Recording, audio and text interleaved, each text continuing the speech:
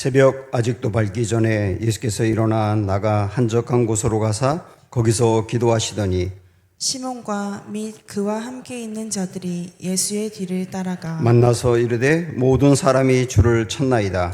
이르시되 우리가 다른 가까운 마을들로 가자. 거기서도 전도하리니 내가 이를 위하여 왔노라 하시고. 같이 읽습니다. 이에 온 갈릴리에 다니시며 그들의 여러 회당에서 전도하시고 또 귀신을 내쫓으시더라. 아멘. 네, 종종 배들이 침몰하는 위험한 해안가가 있습니다. 거기에 배들이 침몰할 때 사람들을 건져내기 위해서 인명구조소라고 하는 것이 세워졌습니다. 인명구조소이긴 하지만 배도 작은 거 한 척밖에 없고 그 다음에 거기에 오두막같이 작은 공간이 있고요. 인원도 그렇게 많지 않습니다. 그런데 이 소수의 헌신적인 대원들은 배가 조난하면 내 목숨을 건지듯 그렇게 달려가서 한 사람 한 사람을 건져내는 굉장히 귀한 일을 감당하고 있습니다. 그러다 보니까 이분들에 대한 소문이 퍼져나가게 되고 또 이분들을 통해서 구조된 사람들이 고마운 마음으로 후원하기 시작하죠. 그러니까 후원하는 사람들이 상당히 많이 늘어나면서 돈이 쌓이게 된 겁니다. 그러다 보니까 건물이 그동안에 좀 허술했기 때문에 건물도 어엿하게 짓게 되고 그 안을 화려하면서도 예쁘게 잘 꾸미게 됐습니다. 구조대원도 상당히 많이 늘어났고요. 응급용 들것은 침대로 또 바뀌었습니다. 이렇게 이 인명구조소가 상당히 커지게 된 거예요. 그러다 보니까 돈도 있다 보니 이제 구조대원들을 더 외부에서 많이 영입을 하게 된 겁니다. 그리고 점점점 원래 구조대원이었던 사람들은 사람들을 구조하는 일은 하지 않고 외부에서 고용한 사람들이 그 일을 하게 된 거죠.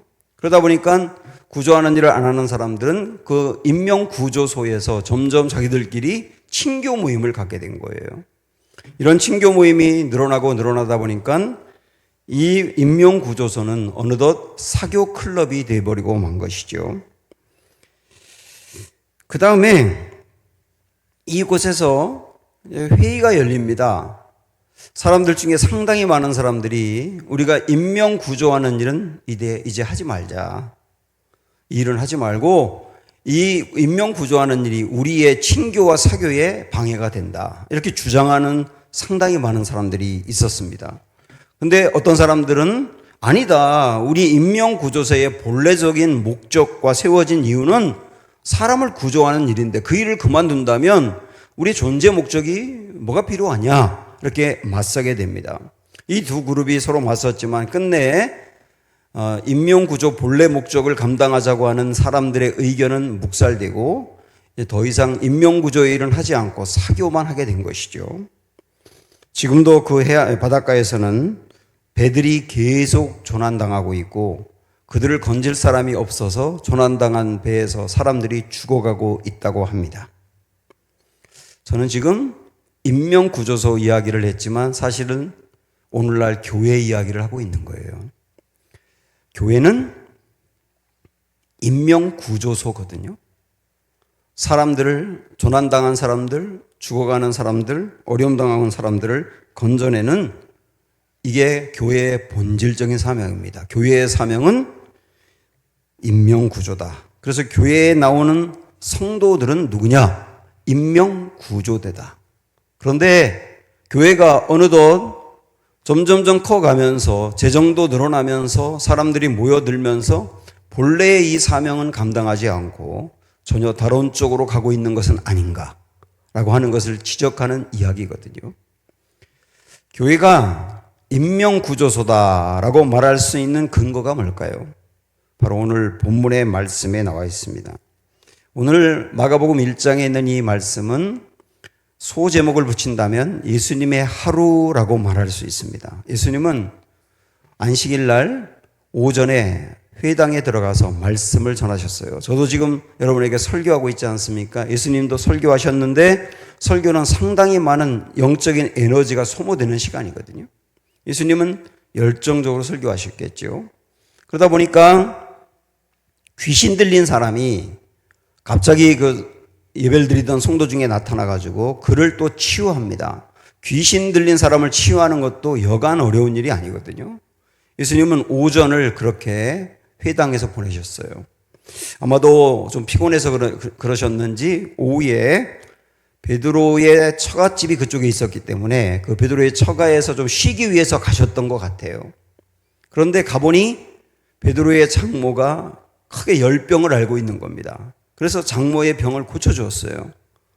그리고 좀 쉬시려고 했는데 예수님이 그곳에 오셨다는 소문이 금방 퍼지게 되고 예수님이 열병을 앓고 있는 이 장모를 치유했다는 이야기가 퍼져나가면서 마을에 있는 모든 환자라고 하는 환자들은 다 모여들기 시작한 거죠. 그때는 변변히 병원이 없었기 때문에 아픈 사람들이 그렇게 많았습니다. 그 사람들이 막 몰려든 거예요. 그리고 귀신 들린 사람도 이때는 상당히 많았는데 그 사람들도 막 몰려든 겁니다. 그들을 일일이 우리 예수님이 치유해 주셨거든요.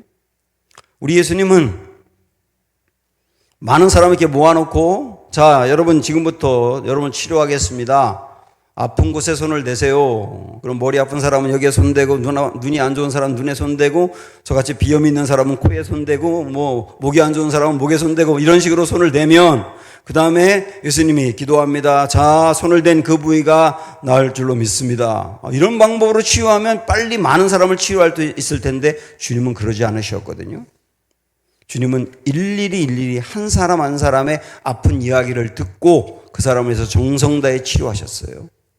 마음이 아픈 사람은 예수님이 상담을 해가면서 그를 일으켜 세우기도 했고요. 이렇게 한 사람 한 사람을 치유하다 보니까 시간이 밤 늦게 돼버린 겁니다. 그때까지 예수님은 계속 그렇게 일하셨어요.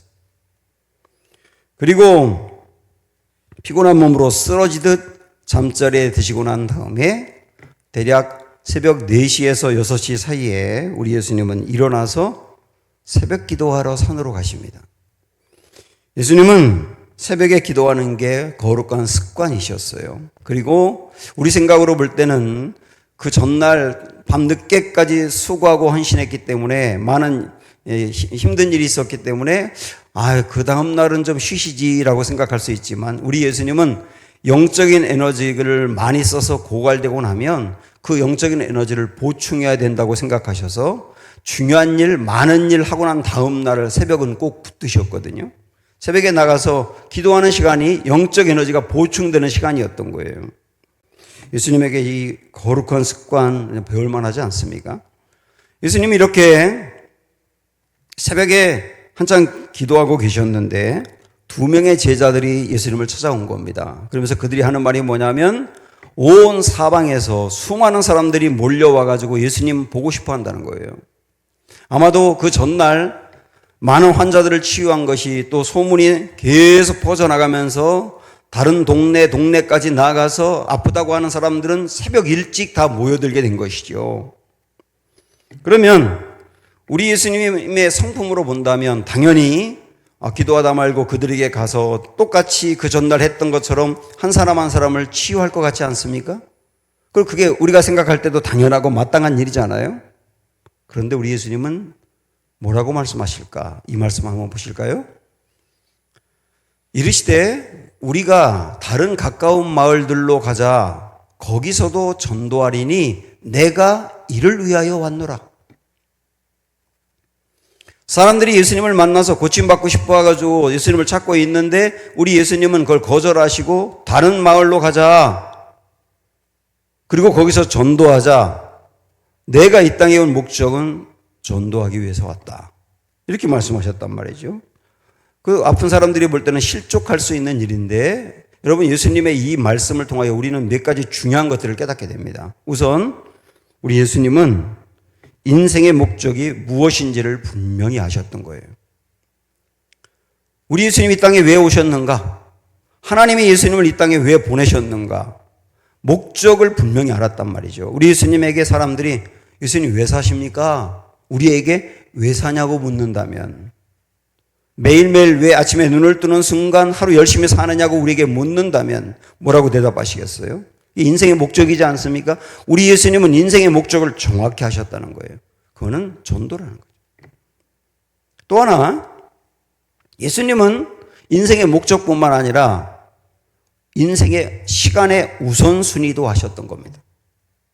무엇을 먼저 해야 되고 무엇을 늦게 해야 하는지, 반드시 해야 될 것이 무엇인지를 아셨던 거예요. 우선순위를 아셨던 거예요.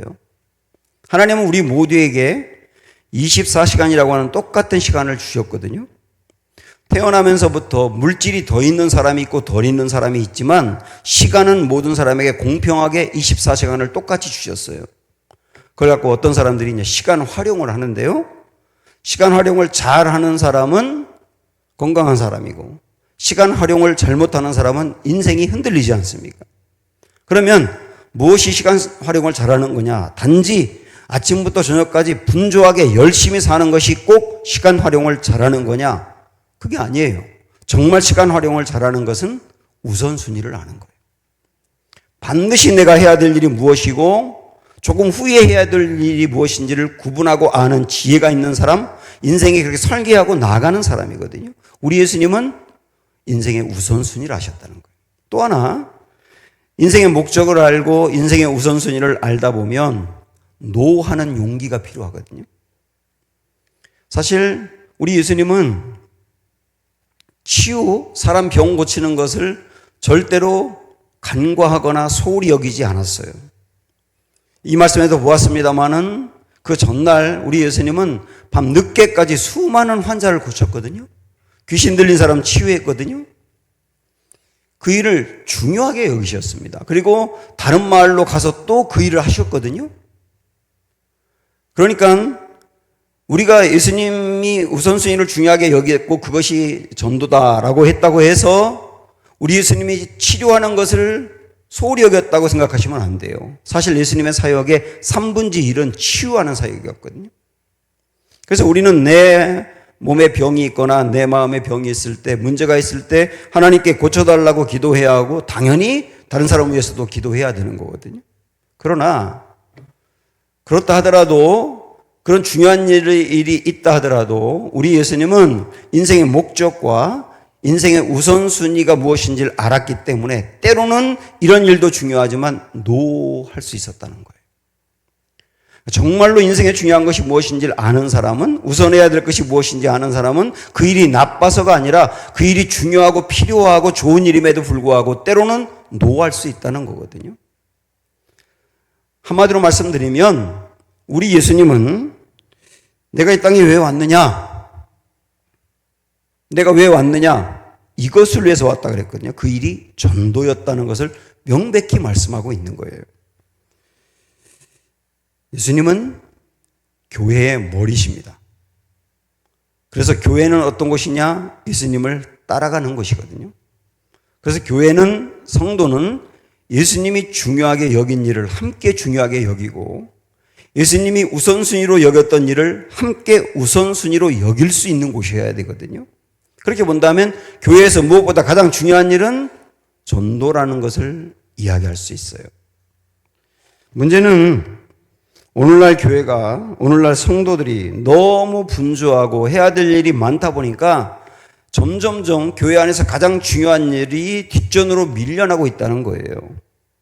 그리고 전도라고 하는 게 짐이 되고 부담이 되다 보니까 점점 가장 중요한 전도의 일은 안 하고 다른 것으로 전도를 대체하는 것이죠. 다른 일을 하는 것으로 교회의 중요한 본질적인 사명을 미루어 놓고 있는 것이죠. 이게 오늘날 교회 문제가 아닐까요? 한국교회 미래를 준비하는 모임이라고 있습니다. 줄여서 한미준이라고 하는데, 이 한미준에서 몇 년 전에 성도들을 대상으로 설문조사를 했습니다. 질문이 뭐냐면, 나는 지금까지 단 한 명이라도 전도해서 교회로 오게 한 적이 있나? 하는 질문이었어요.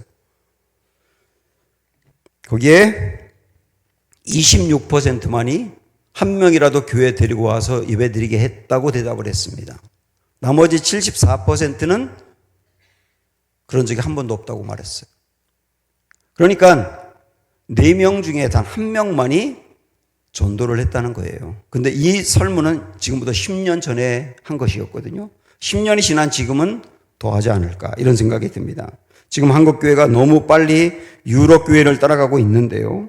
너무 편하게 신앙생활을 하다 보니까 가장 중요한 교회의 본질적인 사명을 점점 잃어가고 있지 않은가 하는 겁니다. 전도에 대해서 이야기하면 많은 사람들이 전도 좋은데요. 전도보다 더 중요한 것은 성도들이 세상에서 바르게 사는 겁니다. 맞지요. 바르게 사는 게 맞지요. 그런데 그걸 빌미로 실제 바르게 살지도 못하면서 전도를 밀어놓고 있는 건 아닐까요? 본연이 다른 종교를 믿고 있는 사람을 왜 교회로 꼭 끌어와야 되는 겁니까? 라고 생각한다면 우리 하나님의 마음을 기본적으로 모르는 게 아닐까요? 또한 전도라고 하는 게 워낙 열심히 하더라도 열매가 적다 보니까 점점점 우리가 손에서 놓고 있는 것은 아닐까요? 그런 우리에게 주님이 오늘 말씀하세요. 내가 이것을 위해서 왔노라. 내가 이것을 위해서 왔노라. 내가 전도를 위해서 왔노라. 내가 이것을 위해서 교회를 세웠노라. 내가 이것을 위해서 성도를 불렀노라. 교회가 존재해야 될 목적은 이것이다. 교회가 우선적으로 해야 될 일은 이것이다. 주님이 말씀하시는 거예요. 내가 이것을 위해서 왔노라. 그러면 또 본질적으로 들어가서 왜 전도해야 하는가? 우리 그거 한번 생각을 해보죠. 왜 전도해야 하는가? 사람들이 의지가 약해서 전도를 안 하는 게 아니거든요. 왜 전도해야 되는가를 정확히 아직 모르기 때문에 안 할 가능성이 높아요. 그래서 왜 전도해야 되는가를 분명히 알아야 되는데 제가 크게 두 가지 말씀을 드리고 싶어요. 먼저 첫 번째 드릴 말씀은 이 부분입니다. 요한복음 1장에 보면 예수님이 누구신지를 소개하는 장면이 나오는데 예수님은 누구시냐? 예수님은 하나님이시다. 예수님은 태초부터 계셨던 분이다. 그리고 예수님은 온 만물을 창조하신 창조주다. 분명히 밝힙니다. 그래서 실제 이 온 천지를 창조할 때 하나님은 성부 하나님은 이 세상을 새롭게 창조해야 되겠다라고 하는 결심을 하셨고요. 성자 예수님은 하나님의 그 마음을 알고 어떻게 세상을 창조할지 설계도를 그리셨고요. 그리고 예수님이 그리신 설계도대로 성령님이 실제 온 만물을 창조하는 일을 하셨던 거예요. 우리 집으로 연결해 본다면 아버지가 우리 집을 새로 지어야 되겠는데 라고 결심하시면 그걸 가지고 아들이 구체적으로 어떻게 지을까를 구상하고 또 다른 아들이 구상한 그 설계도대로 집을 짓는 공사를 했다. 이렇게 생각을 하시면 됩니다. 우리 예수님은 창조주였던 거예요. 그런데 창조주인 우리 예수님이 이 땅에 오셨어요. 요한복음 1장에서는 이 땅에 오신 예수님을 뭐라고 표현하느냐면 빛이라고 이야기합니다. 빛은 누굽니까? 뭡니까? 어두운 곳을 밝게 비치는 거죠. 그래서 다르게 이야기하면 빛이라고 하는 말은 진리라는 말도 되고 생명이라는 말도 되는 거예요. 그러니까 우리 예수님은 진리와 생명의 길을 열어주는 빛이 되는 거거든요. 그래서 우리 예수님을 정말 알고 예수님을 만나야만 그 인생이 빛 가운데로 들어가서 구원을 받을 수 있고 살아날 수 있는 거거든요. 그 일을 하기 위해서 우리 예수님이 이 땅에 오셨어요. 그런데 문제는 뭐냐면 세상이 이 빛을 모르는 겁니다. 어둠이 빛을 몰랐다. 이렇게 요한복음에서는 표현하고 있는데 여기서 말하는 어둠은 세상을 의미하거든요. 사람들이 예수님이 빛으로 오셔서 저분을 믿기만 하면 진리 가운데로 들어가고 생명을 얻어 구원을 받을 수 있는데 저분이 빛인 걸 몰라요. 그러니까 예수님을 믿을 생각이 없는 거예요. 실제 우리들 중에서도 예수님을 믿는 여러분 중에서 내 스스로 예수님이 진리구나. 저분이 빛이구나. 저분을 믿어야만 내가 영생 얻을 수 있겠구나. 누가 내게 알려준 적도 하나도 없는데 내 스스로 깨닫고 그래서 교회를 나오고 구원받은 사람이 여기 있으면 손 들어보세요. 한 명도 없을 거예요. 모든 사람은 자기 스스로 예수님이 진리인 걸 깨달을 수가 없어요. 예수님의 비친 것을 알 수가 없어요. 그래서 스스로 구원을 절대로 못 받습니다. 그럼 어떻게 해야 되느냐? 예수님이 비치고 예수님이 진리고 생명이어서 예수님을 믿어야만 구원받는다는 것을 누군가가 알려줘야 되는 거예요. 아무리 예수님의 빛이라 하더라도 예수님의 비친 걸 알려주지 않고서는 그 사람이 비치신 예수님을 만날 수가 없지 않습니까? 스스로 만날 수 없으니까. 그 일을 하기 위해서 온 사람이 세례 요한이었거든요. 그 세례 요한이 이렇게 자기를 이야기합니다. 올려보세요, 말씀. 빛이 어둠에 비치되 어둠이 깨닫지 못하더라. 하나님께로부터 보내심을 받은 사람이 있으니 그의 이름은 요한이라. 세례 요한을 말하는 겁니다. 그가 증언하러 왔으니 곧 빛에 대하여 증언하고 모든 사람이 자기로 말미암아 믿게 하려 함이라. 그러니까 세례 요한은 내가 이 땅에 왜 왔느냐? 빛을 증언하러 왔다. 빛이 누구예요? 예수님이잖아요. 예수님이 비친 것을 사람들에게 알려주고 소개하고 증언하고 믿게 하기 위해서 내가 이 땅에 왔다. 세례 요한은 자기 인생의 목적이 분명했던 사람이에요. 그렇게 본다면 전도자가 누구냐? 빛이신 예수님을 알려주는 사람이거든요. 다시 말씀드려요. 누군가가 알려주지 않고서는 예수님이 아무리 빛이어도 빛인 줄 다 몰라요. 아무도 몰라요. 절대로 알 수 없어요. 스스로 알 수 없어요. 누군가가 알려줘야 돼요. 그 알려주는 사람이 누구냐? 전도자입니다. 전도가 왜 중요하냐? 빛이신 예수님을 소개하고 알려주고 길을 열어주는 사람이기 때문이에요. 그래서 전도가 중요한 거예요. 자, 이런 맥락으로 또 다른 말씀 하나 보시면 베드로전서 1장에 있는 말씀 한번 보실까요? 너희가 거듭난 것은, 구원받은 것은 썩어질 씨로 된 것이 아니요 썩지 아니할 씨로 된 것이니 살아있고 항상 있는 하나님의 말씀으로 되었느니라. 간단히 말씀드릴게요. 이 말씀은 뭐냐면 우리가 구원받은 것은 하나님의 말씀을 통해 가능했다는 거예요. 여러분 이 중에서 거듭나고 구원받은 분들 잘 한번 생각을 해보세요. 하나님의 말씀이 아닌 다른 것으로 구원받으셨나요? 절대 아닙니다. 우리가 구원받은 것은 오직 하나님의 말씀으로만 구원받을 수 있는 거예요. 말씀을 들을 때 구원받을 수 있다 그 말입니다. 그러니까 하나님의 말씀으로만 거듭날 수 있다면 말씀을 들어야 되잖아요.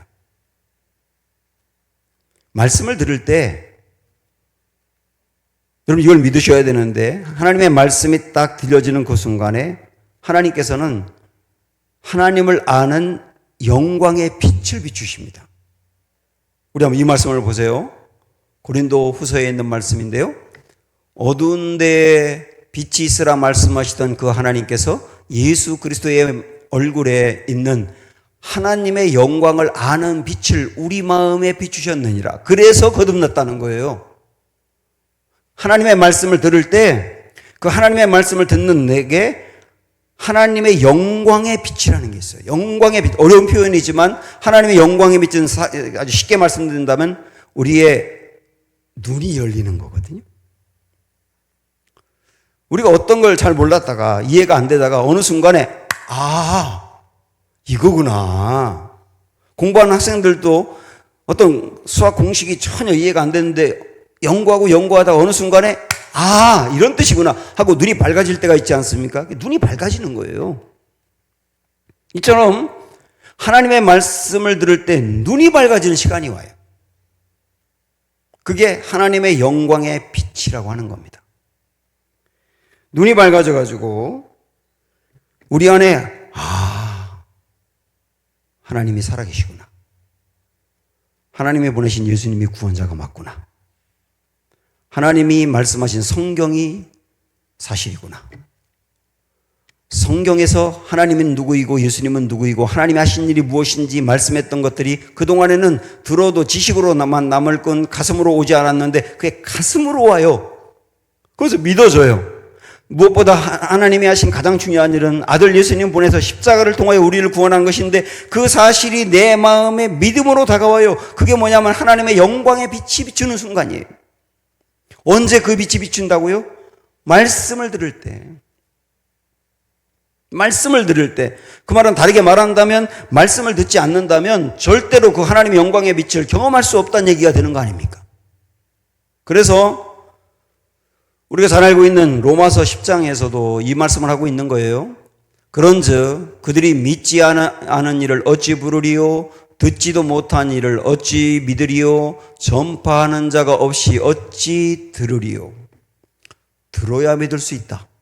말씀을 들어야 믿을 수 있다. 그러면 말씀을 들으려면 전파해 주어야 된다. 누군가가.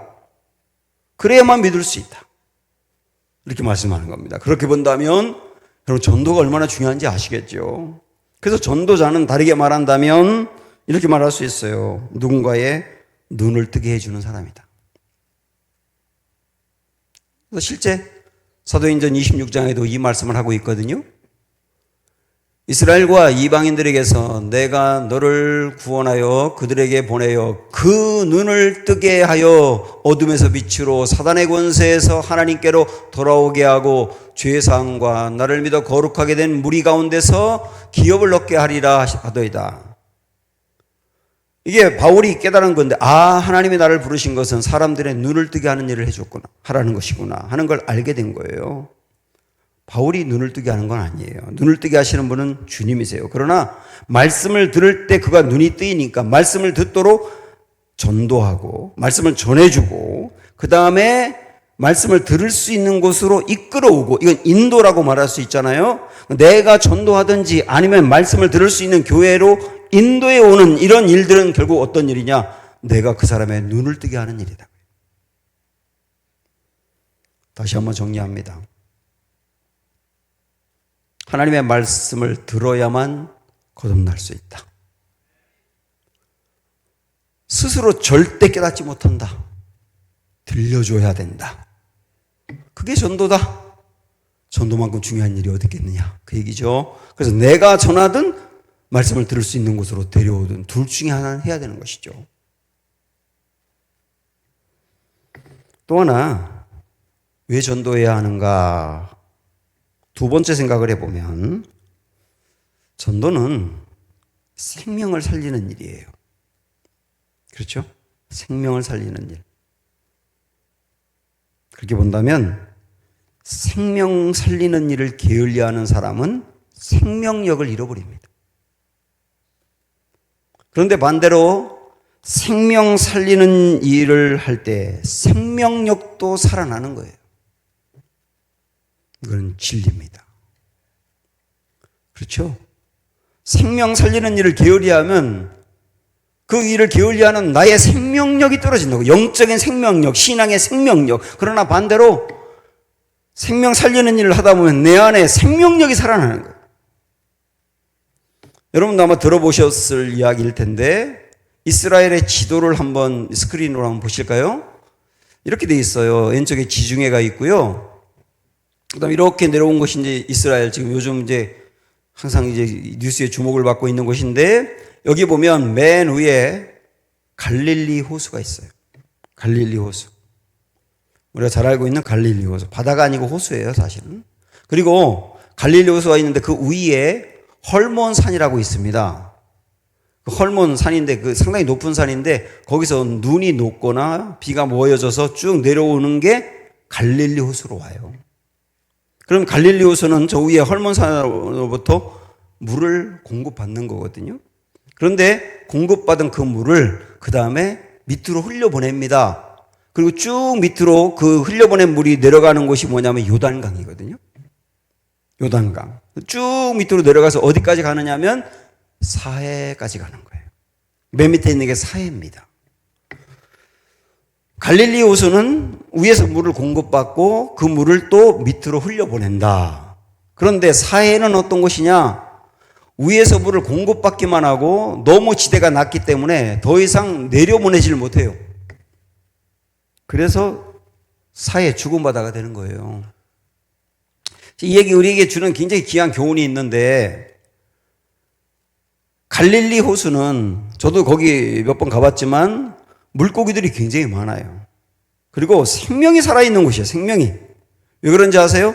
공급받은 것을 나만 간직하는 것이 아니라 흘려보내기 때문이에요. 그러니까 계속 물이 살아있는 겁니다. 그러나 사해는 공급만 받을 뿐 나만 간직하고 흘려보내지 않으니까 죽은 바다가 되는 거예요. 생명에 살지를 못해요. 우리 인생도 똑같아요.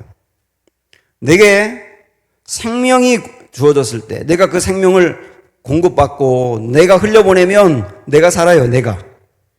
그러나 생명을 공급받았으나 흘려보내지 않고 나만 간직하면 나도 모르는 사이에 내가 죽어간단 말이죠. 아무리 교회를 오래 다녔고 직분을 맡아 봉사하더라도 생명 살리는 일을 하지 않으면 생명력을 잃어가고 복음의 야성을 잃어버리며 역동적이고 능동적인 신앙을 잃어버린다는 얘기예요. 교회도 그렇습니다. 어떤 교회가 건강하게 성장하는지 아세요? 생명 살리는 교회예요. 그러나 생명 살리는 일을 게을려 하는 교회는 아무리 크다 하더라도 거기에 힘이 빠지기 시작합니다. 나중에 무력한 교회가 되는 거예요. 교회사를 보더라도 그렇습니다.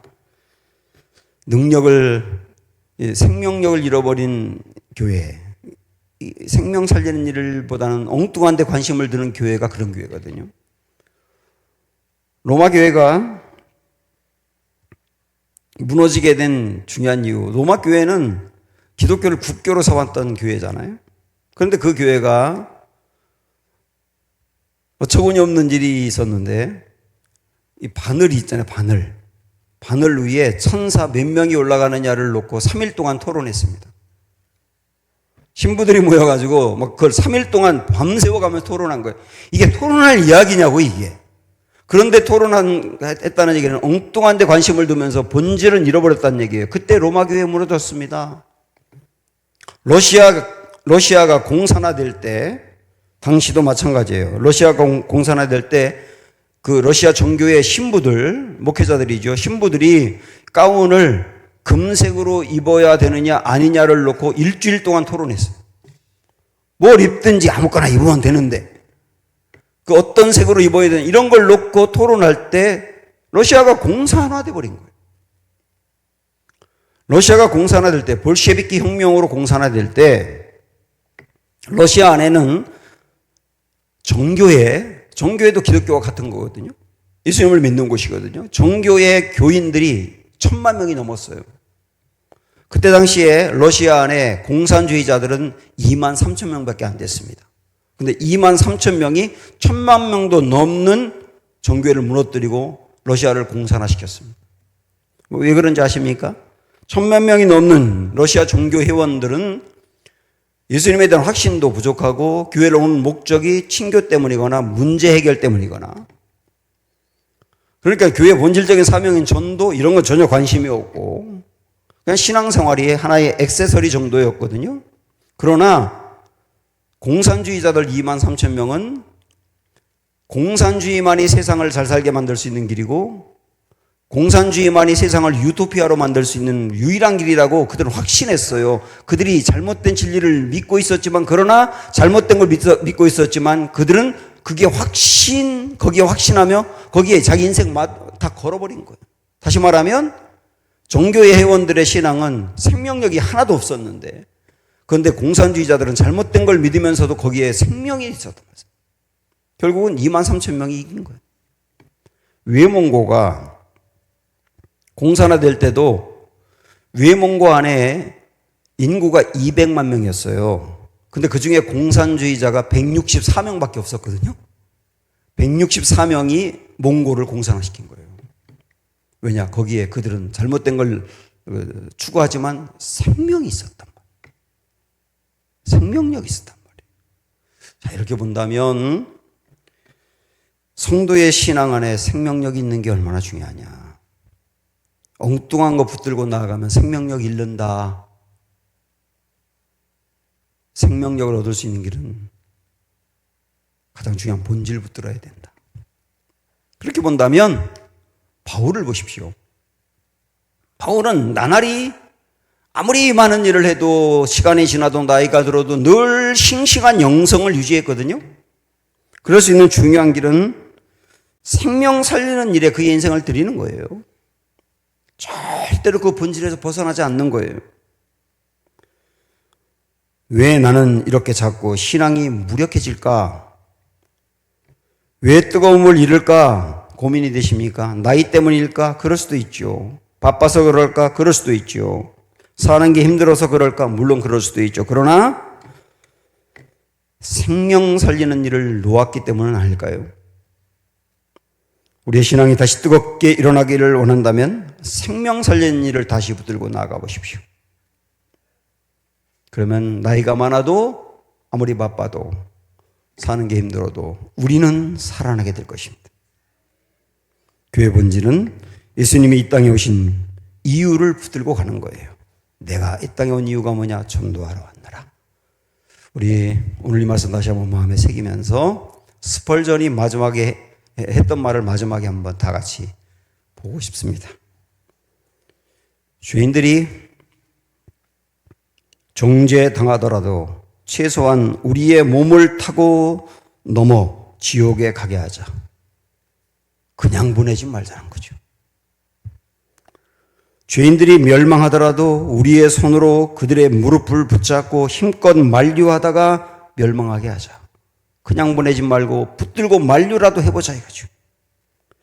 지옥이 가득 차더라도 최소한 우리의 저항을 뚫고 그렇게 될 수 있게 하자.